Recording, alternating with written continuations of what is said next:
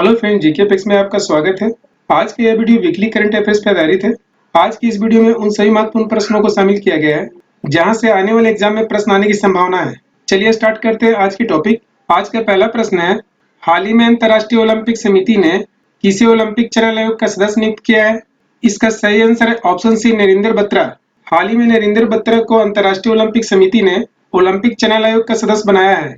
इस आयोग का मुख्य कार्य ओलंपिक समिति के कार्यकारी निदेशक एवं इसके अध्यक्ष को सलाह देना है। इसके अलावा नरेंद्र बत्रा भारतीय ओलंपिक समिति के अध्यक्ष हैं। आइए अंतर्राष्ट्रीय ओलंपिक समिति से संबंधित कुछ महत्वपूर्ण बिंदु को समझते हैं। इस समिति का गठन 23 जून 1894 को हुआ था। इसकी स्थापना फ्रांस के पेरिस शहर में हुआ था। चूंकि इस समिति के गठन 23 जून 1894 को हुआ था, इसलिए प्रत्येक वर्ष 23 जून को अंतर्राष्ट्रीय ओलंपिक समिति दिवस मनाया जाता है।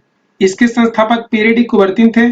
इस समिति की स्थापना में डिमेट्रियस विकिलेस ने भी भरपूर योगदान दिया था। वर्तमान में ओलंपिक समिति के अध्यक्ष थॉमस बाक है, जबकि इसके हेडक्वार्टर स्विट्जरलैंड के लुसाने शहर में स्थित है। यह अंतर्राष्ट्रीय ओलंपिक समिति का फ्लैग है, जिसमें 5 रिंग्स एक दूसरे के साथ जुड़े हुए हैं। यह 5 रिंग्स अलग अलग महाद्वीपों को दर्शाता है। ब्लू कलर्स वाला रिंग यूरोप महाद्वीप को दर्शाता है। पीला कलर्स वाला रिंग एशिया को दर्शाता है। काले रंग वाला रिंग अफ्रीका को दर्शाता है। हरे रंग वाला रिंग ऑस्ट्रेलिया ओशियाना को दर्शाता है, जबकि लाल रंग वाले रिंग अमेरिका को दर्शाता है।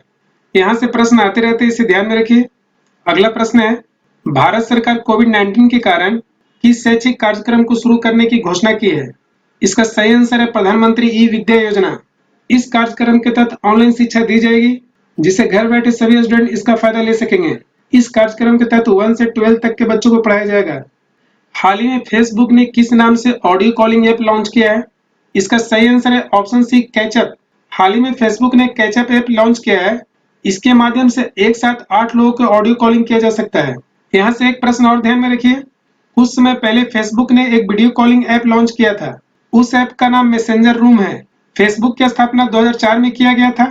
वर्तमान में इसका मुख्यालय अमेरिका के कैलिफोर्निया शहर में स्थित है। फेसबुक के वर्तमान सीईओ मार्क जुकरबर्ग हैं। अगला प्रश्न है, हाल ही में किस राज्य सरकार ने शौर्य चक्र प्राप्त सैनिकों के लिए निःशुल्क बस सेवा शुरू की है? इसका सही आंसर है राजस्थान। हाल ही में राजस्थान सरकार ने शौर्य चक्र प्राप्त सैनिकों के लिए निःशुल्क बस सेवा शुरू की है। इस पुरस्कार की शुरुआत 1952 में हुआ था। इस पुरस्कार में एक मेडल एवं प्रशस्ति पत्र दिया जाता है। यह मेडल कांस्य का बना होता है। इस मेडल के बीच में अशोक चक्र उत्कीर्ण है। अगला प्रश्न है, किस देश ने पश्चिम बंगाल और उड़ीसा से टकराने वाले चक्रवात का नाम अम्फान दिया है, जिसकी वजह से पश्चिम बंगाल और उड़ीसा को काफी क्षति हुआ? इसका सही आंसर है थाईलैंड। इस चक्रवात की उत्पत्ति बंगाल की खाड़ी में हुआ था। यहाँ से भी प्रश्न बन सकते हैं, इसे ध्यान में रखिए। इस चक्रवात की वजह से हुए क्षति को पूरा करने के लिए केंद्र सरकार ने 1000 करोड़ की राहत पैकेज की घोषणा की। साथ ही पश्चिम बंगाल सरकार ने भी 1000 करोड़ के राहत पैकेज की घोषणा की।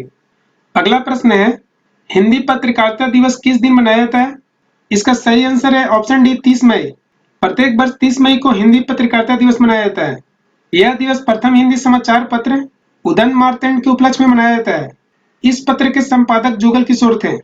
आइए कुछ अन्य महत्वपूर्ण तिथि को समझते हैं। 20 मई को विश्व मौसम विज्ञान दिवस मनाया जाता है। दूसरे शब्दों में कह सकते हैं वर्ल्ड मेट्रोलॉजी डे। 25 मई को विश्व थायराइड दिवस मनाया जाता है।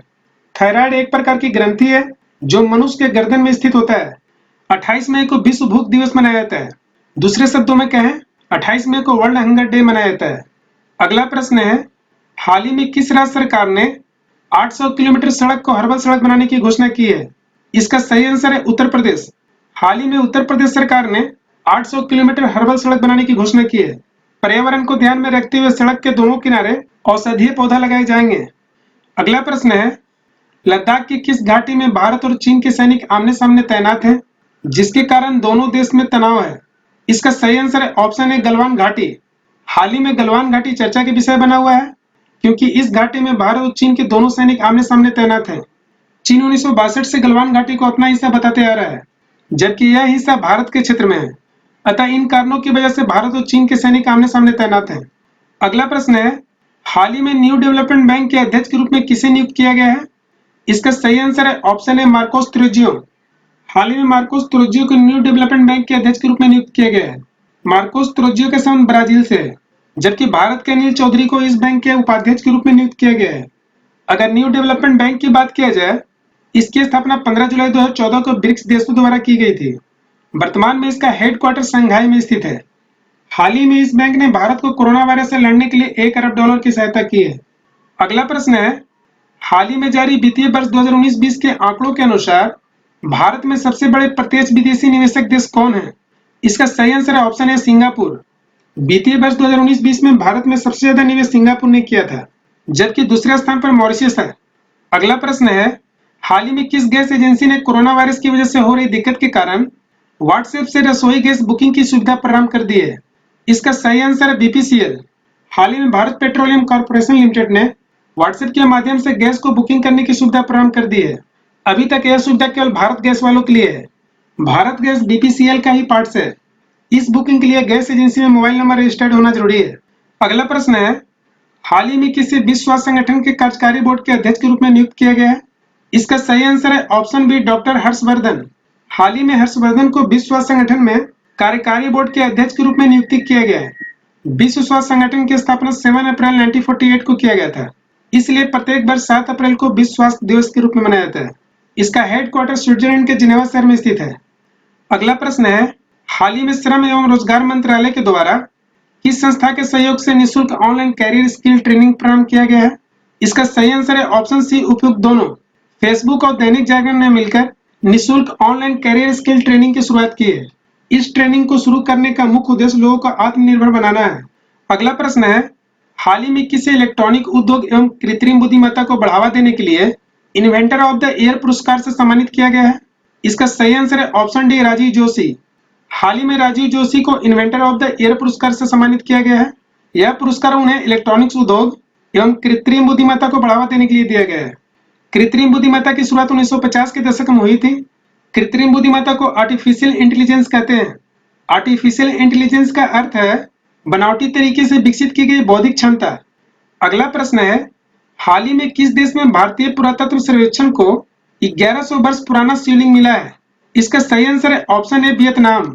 हाल ही में वियतनाम में भारतीय पुरातत्व सर्वेक्षण को खुदाई के दौरान 1100 वर्ष पुराना शिवलिंग मिला है। पिक्चर में आप देख सकते हैं कि यहाँ पे खुदाई का काम चल रहा है। उस खुदाई के बाद यह शिवलिंग प्राप्त हुआ है। यह लाल बलुआ पत्थर से मिलकर बना है जो अच्छे कंडीशन में है। यह खुदाई वियतनाम के माइसेन मंदिर परिसर में किया गया था। इस परिसर में कई मंदिर हैं जिसे चंपा के राजाओं ने निर्माण किया था। उस समय वियतनाम में चंपा साम्राज्य का राज था।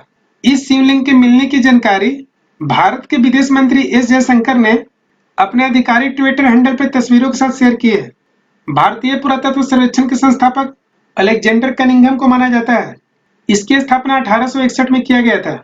वर्तमान में इसका मुख्यालय नई दिल्ली में है। एएसआई का full form archaeological survey of India होता है। अगला प्रश्न है, हाल ही में गृह मंत्रालय ने किस देश की कंपनी को उत्तर प्रदेश के जेवर में नोएडा इंटरनेशनल एयरपोर्ट बनाने की मंजूरी दी है? इसका सही आंसर है ऑप्शन बी स्विट्जरलैंड। हाल ही में गृह मंत्रालय ने स्विट्जरलैंड की कंपनी को उत्तर प्रदेश के जेवर में नोएडा इंटरनेशनल एयरपोर्ट बनाने की मंजूरी दी है। यह एयरपोर्ट दिल्ली एवं एनसीआर में तीसरा एयरपोर्ट होगा। अगला प्रश्न है, हाल ही में चर्चा में रहे चीन द्वारा निर्मित राष्ट्रीय सुरक्षा कानून जिसके विरोध में किस देश में उग्र प्रदर्शन हो रहा है? इसका सही आंसर है ऑप्शन सी हांगकांग। हाल ही में चीन द्वारा निर्मित राष्ट्रीय सुरक्षा कानून को हांगकांग में लागू किया गया, जिसका विरोध पूरे हांगकांग में हो रहा है। हांगकांग के अलावा कई ऐसे देश हैं जो इस कानून का विरोध कर रहे हैं। हांगकांग पर पहले ब्रिटेन का राज था। ब्रिटेन ने 1997 में इसे चीन को सौंप दिया था। यहाँ से एक प्रश्न मकाऊ से भी बनता है। मकाऊ के ऊपर पुर्तगालियों का राज था, जिसे 1999 में चीन को सौंप दिया। अगला प्रश्न है, हाल ही में किस बैंक ने वीडियो के जरिए केवाईसी स्वीकार करने वाला देश का पहला बैंक बन गया है? इसका सही आंसर है option A Kotak Mahindra bank. हाल ही में वीडियो के जरिए कोटक महिंद्रा बैंक ने केवाईसी स्वीकार करने वाले देश का पहला बैंक बन गया है। कोटक महिंद्रा बैंक एक प्राइवेट बैंक है। इसकी स्थापना वर्ष 2003 में उदय कोटक ने किया था। वर्तमान में इस बैंक के एमडी एवं सीईओ उदय कोटक हैं। इस बैंक का मुख्यालय मुंबई है। यहाँ से एक प्रश्न आते हैं, आपको एग्जाम में आएगा केवाईसी का फुल फॉर्म क्या होता है? इसका full form know your customer होता है। अगला प्रश्न है, हाल ही में बेंजामिन नेतान्याहू इजराइल के प्रधानमंत्री बने हैं। वह कितनी बार प्रधानमंत्री के रूप में शपथ ली है? इसका सही आंसर है ऑप्शन सी 5। उन्होंने टोटल 5 बार प्रधानमंत्री के रूप में शपथ ली है। यह पिक बेंजामिन नेतान्याहू का है। इनका संबंध लिकुड पार्टी से है। इजराइल के संसद का नाम नेसेट है। इजराइल के खुफिया एजेंसी के नाम मोसाद है। इजराइल के मुद्रा का नाम न्यू शेकेल है, जबकि इजराइल की राजधानी जेरूसलम है। इन सभी महत्वपूर्ण बिंदु को याद रखिए क्योंकि यहाँ से प्रश्न आते रहते हैं।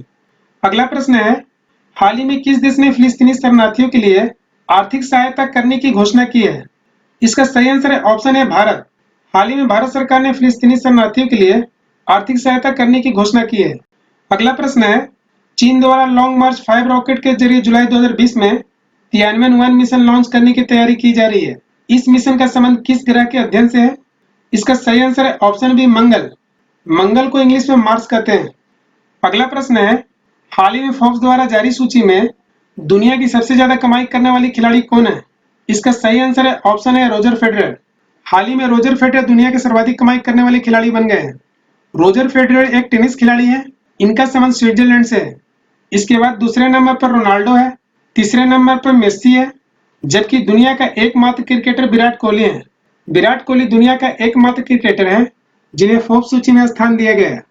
अगला प्रश्न है, हाल ही में उग्रवादियों के आत्मसमर्पण से चर्चा में रहे ऑपरेशन सनराइज में किन देशों की सेनाएं शामिल हैं? इसका सही आंसर है ऑप्शन बी भारत एवं म्यांमार। यह ऑपरेशन भारत के पूर्वोत्तर राज्यों में चलाया जा रहा है। अगला प्रश्न है, हाल ही में चीन ने किस देश के निर्यात पर 80% का टैरिफ लगा दिया है? इसका सही आंसर है ऑप्शन सी ऑस्ट्रेलिया। हाल ही में चीन ने ऑस्ट्रेलिया के निर्यात पर 80% का टैरिफ लगा दिया है। आइए ऑस्ट्रेलिया से संबंधित कुछ महत्वपूर्ण बिंदु को समझते हैं। ऑस्ट्रेलिया के वर्तमान प्रधानमंत्री स्कॉट मॉरिसन है। ऑस्ट्रेलिया की राजधानी कैनबरा है। ऑस्ट्रेलिया को कंगारू एवं प्यासी भूमि का देश कहा जाता है। अगला प्रश्न है, अंतर्राष्ट्रीय जैव विविधता दिवस किस दिन मनाया जाता है? इसका सही आंसर है ऑप्शन बी 22 मई। प्रत्येक वर्ष 22 मई को अंतर्राष्ट्रीय जैव विविधता दिवस मनाया जाता है। आइए जैव विविधता को समझते हैं। जैव का अर्थ होता है जीव, जबकि विविधता का अर्थ होता है विभिन्न प्रकार के जीवों का ऐसा समुदाय जहां एक साथ विभिन्न प्रकार के जीव जंतु आपस में रहते हैं। ऐसे समुदायों को जैव विविधता कहते हैं। उदाहरण स्वरूप आप देख सकते हैं किसी भी जंगल में विभिन्न प्रकार के जीव जंतु एक साथ रहते हैं। साथ ही हम लोग जिस वातावरण में रहते हैं यहाँ भी विभिन्न प्रकार के जीव जंतु रहते हैं। अतः जीवों का ऐसे समुदायों को जैव विविधता कहते हैं। अंतर्राष्ट्रीय जैव विविधता 2020 की थीम है हमारे समाधान प्रकृति में है। इसे दूसरे शब्दों में कह सकते हैं आवर सॉल्यूशन इन नेचर। इसे ध्यान में रखिए क्योंकि इस प्रकार के प्रश्न आते रहते हैं। चलिए ऑप्शन के अनुसार समझते हैं। 21 मई को भारत में आतंक विरोधी दिवस मनाया जाता है क्योंकि 21 मई 1991 को पूर्व प्रधानमंत्री राजीव गांधी की हत्या कर दिया गया था। 29 मई को माउंट एवरेस्ट दिवस मनाया जाता है क्योंकि 29 मई 1953 को एडमंड हिलेरी एवं तेंजिंग नोर्गे माउंट एवरेस्ट पर सफलतापूर्वक चढ़ाई की थी। 31 मई को विश्व तंबाकू निषेध दिवस मनाया जाता है। दूसरे शब्दों में इसे कह सकते हैं वर्ल्ड नो टोबैको डे। ये सभी मई महीने के कुछ महत्वपूर्ण दिवस हैं जहां से अक्सर एग्जाम में प्रश्न आते रहते हैं। इसके लिए आपको मैं कुछ सेकंड दे रहा हूं, आप इसका स्क्रीनशॉट ले लीजिए। अगला प्रश्न है, हाल ही में किसे नाबार्ड के अध्यक्ष नियुक्त किया गया है? इसका सही आंसर है ऑप्शन है गोविंदा राजुलू चिंटला। हाल ही में गोविंदा राजुलू चिंटला को नाबार्ड के अध्यक्ष के रूप में नियुक्त किया गया है। आइए नाबार्ड से संबंधित कुछ महत्वपूर्ण बिंदु को समझते हैं। सबसे पहले आपको नाबार्ड का फुल फॉर्म जानना है। नाबार्ड का full form national bank for agriculture and rural development होता है। यदि हिंदी में बात किया जाए इसे राष्ट्रीय कृषि एवं ग्रामीण विकास बैंक कहते हैं। इस बैंक की स्थापना 12 जुलाई 1982 को किया गया था। वर्तमान में इसका मुख्यालय नई दिल्ली में है। ये कुछ प्रमुख व्यक्ति हैं जिन्हें हाल ही में नियुक्त किया गया है। आप इनका स्क्रीनशॉट ले लीजिए। अगला प्रश्न है, हाल ही में विश्व बैंक ने किस भारतीय को दक्षिण एशिया में जलवायु परिवर्तन और आपदा प्रबंधन के पद पर नियुक्त किया है? इसका सही आंसर है ऑप्शन है आभास झा। हाल ही में आभास झा को विश्व बैंक ने दक्षिण एशिया में जलवायु परिवर्तन और आपदा प्रबंधन के पद पर नियुक्त किया है। आभास झा भारतीय मूल के हैं। इनका संबंध बिहार राज्य से है। आभास झा की पढ़ाई पटना स्थित सेंट जेवियर हाई स्कूल में हुआ था। आभास झा 2001 में विश्व बैंक को ज्वाइन किया था। आभास झा भारत के लिए विश्व बैंक में एजुकेटिव डायरेक्टर के रूप में कार्य कर चुके हैं। यहाँ से इस प्रकार भी प्रश्न बन सकता है, आभास झा को किस संस्था ने इस पद पर नियुक्त किया है? आपको ध्यान रखना है विश्व बैंक। आइए विश्व बैंक से संबंधित कुछ महत्वपूर्ण बिंदु को समझते हैं। विश्व बैंक की स्थापना जुलाई 1944 में किया गया था। इसकी स्थापना ब्रेटन वुड्स सम्मेलन के दौरान किया गया था। वर्तमान में इसका हेडक्वार्टर वाशिंगटन डीसी में है। इसके वर्तमान अध्यक्ष डेविड मालपास हैं। यह विश्व बैंक के 13वें अध्यक्ष हैं। वर्तमान में विश्व बैंक के सदस्य देश 189 कंट्री है। अगला प्रश्न है, एशियाई विकास बैंक ने किस राज्य को 450 किलोमीटर सड़कों को बेहतर बनाने के लिए $177 मिलियन ऋण के रूप में मंजूरी दी है? इसका सही आंसर है ऑप्शन डी महाराष्ट्र। हाल ही में एशियाई विकास बैंक ने महाराष्ट्र राज्य को $177 मिलियन की ऋण के रूप में मंजूरी दी है। यह ऋण मुख्य रूप से सड़क बनाने के लिए दिया गया है। आइए एशियाई विकास बैंक से संबंधित कुछ महत्वपूर्ण बिंदु को समझते हैं। इसकी स्थापना 1966 में किया गया था। स्थापना के समय इसके मेंबर कंट्री 31 थे। वर्तमान में इसके मेंबर कंट्री 68 है। एशियाई विकास बैंक का मुख्यालय मनीला शहर में स्थित है। अगर महाराष्ट्र सरकार की बात की जाए, वर्तमान में महाराष्ट्र के मुख्यमंत्री उद्धव ठाकरे हैं, जबकि राज्यपाल भगत सिंह कोश्यारी हैं। महाराष्ट्र की राजधानी मुंबई है, जिसे भारत के औद्योगिक राजधानी भी कहते हैं। अगला प्रश्न है, हाल ही में 3 बार के ओलंपिक स्वर्ण पदक विजेता बलबीर सिंह सीनियर का निधन हो गया। इनका संबंध किस खेल से था? इसका सही आंसर है option D, hockey. Balbir Singh senior का हाल ही में निधन हो गया। इनका संबंध हॉकी से था। बलबीर सिंह सीनियर भारतीय हॉकी टीम के कप्तान भी रह चुके थे तथा 3 बार ओलंपिक स्वर्ण पदक विजेता के टीम के सदस्य रह चुके हैं। हाल ही में कुछ और लोगों का निधन हो गया। अजीत जोगी छत्तीसगढ़ के पूर्व मुख्यमंत्री थे, उनका भी हाल में निधन हो गया। बेजान दारूवाला एक मशहूर एस्ट्रोलॉजर थे, उनका भी हाल में कोरोना वायरस के कारण निधन हो गया। अनीस उस्मान बांग्लादेश के प्रख्यात प्रोफेसर थे, उनका भी हाल ही में निधन हो गया। हरिशंकर वासुदेवन एक इतिहासकार थे, उनका भी हाल ही में निधन हो गया। इसके अलावा भी बॉलीवुड के कई ऐसे लोग हैं जिनका हाल ही में निधन हो गया। अगला प्रश्न है, हाल ही में किस देश द्वारा दुनिया का पहला 3D न्यूज एंकर लॉन्च किया है? इसका सही आंसर है ऑप्शन डी, चीन। हाल ही में चीन ने दुनिया का पहला 3D न्यूज एंकर लॉन्च किया है। यह आर्टिफिशियल इंटेलिजेंस का पार्ट है, जिसके माध्यम से चीन के सोगोहू कंपनी ने तैयार किया है। इस न्यूज एंकर का नाम जिन जियाओवेई दिया गया है। इनका नाम याद रखिए क्योंकि प्रश्न पूछ सकता है। यह पिक 3D न्यूज एंकर का है। इसमें कोई व्यक्ति नहीं रहता है। यह आम एंकर के जैसा ही न्यूज के दौरान अपना हाव भाव बदलते रहता है। जैसे यह चल भी सकता है, खड़ा भी हो सकता है, बैठ भी सकता है, अपने बॉडी को न्यूज के अनुसार बदल सकता है। आपको देखने में बिल्कुल नकली महसूस नहीं होगा। आइए चीन से संबंधित कुछ महत्वपूर्ण बिंदु को समझते हैं। वर्तमान में चीन के राष्ट्रपति शी जिनपिंग हैं। चीन की राजधानी बीजिंग है, जबकि चीन की मुद्रा रेनमिनबी है। अगला प्रश्न है, हाल ही में कौन सा देश पीपीई का उत्पादन करने वाला दुनिया का दूसरा सबसे बड़ा उत्पादक देश बन गया है? इसका सही आंसर है ऑप्शन बी, भारत। हाल ही में भारत पीपीई का उत्पादन करने वाला दुनिया का दूसरा सबसे बड़ा उत्पादक देश बन गया है, जबकि पहले स्थान पर चीन है। यहाँ से एग्जाम में पीपीई का फुल फॉर्म पूछ सकता है। पीपीई का full form personal protective equipment होता है। इसका प्रयोग रोगों के संक्रमण से बचने के लिए किया जाता है। हाल ही में कोरोना वायरस के कारण इसका डिमांड पूरे विश्व में बढ़ गया है, क्योंकि इलाज के दौरान लोगों को रोगों से प्रोटेक्ट करता है। अगला प्रश्न है, हाल ही में किस राज्य ने खेल को उद्योग का दर्जा दिया है? इसका सही आंसर है ऑप्शन सी, मिजोरम। हाल ही में निवेश को बढ़ावा देने के लिए मिजोरम ने खेल को उद्योग का दर्जा दिया है। ऐसा करने वाला भारत का पहला राज्य है। आइए मिजोरम से संबंधित कुछ महत्वपूर्ण बिंदु को समझते हैं। वर्तमान में मिजोरम के मुख्यमंत्री जोरामथांगा हैं, जबकि राज्यपाल पीएस श्रीधरन पिल्लाई है। मिजोरम की राजधानी आइजोल है। अगला प्रश्न है, किस देश ने हाल ही में अपने पहले मानव रहित ड्रोन हेलीकॉप्टर का सफल परीक्षण किया है? इसका सही आंसर है ऑप्शन ए, चीन। यह मानव रहित ड्रोन हेलीकॉप्टर है, जिसका नाम है AR-500C। आप इस ड्रोन हेलीकॉप्टर का नाम याद रखिए क्योंकि यहाँ से प्रश्न आ सकता है। यह हेलीकॉप्टर बिल्कुल मानव रहित है, इसे दूर से ही कंट्रोल किया जा सकता है। अगला प्रश्न है, हाल ही में किस राज्य ने सबको रोजगार मिलेगा योजना का उद्घाटन किया है?